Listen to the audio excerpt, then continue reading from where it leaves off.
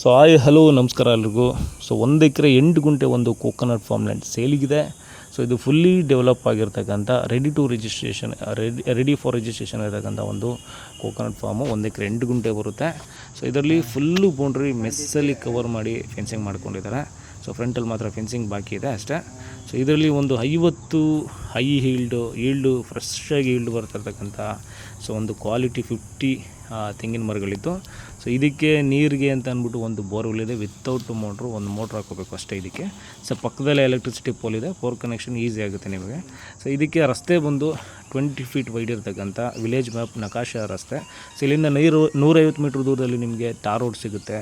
So ಇಲ್ಲಿಂದ just ಒಂದು 3 kilometre ದೂರದಲ್ಲಿ ಸೊ ನಿಮಗೆ ದೊಡ್ಡ ಟೌನ್ ಸಿಗುತ್ತೆ, SH ಸ್ಟೇಟ್ ಹೈವೇ ಸಹ ಸಿಗುತ್ತೆ. ಸೊ ಮೈಸೂರಿಗೆ ಜಸ್ಟ್ ಒಂದು 45 ಕಿಲೋಮೀಟ್ರ್ ಆಗುತ್ತೆ ಈ ಪ್ರಾಪರ್ಟಿ ಲೊಕೇಶನ್ಗೆ.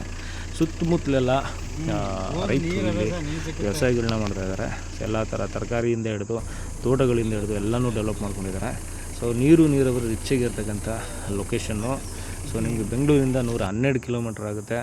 ಸೊ ಮೇನ್ ಸಿಟಿಯಿಂದ ಒಂದು 12 ಕಿಲೋಮೀಟ್ರ್ ಅಂತ ಹೇಳಿದೆ ಆವಾಗಲೇ. ಕೆಂಪು ಮಣ್ಣು.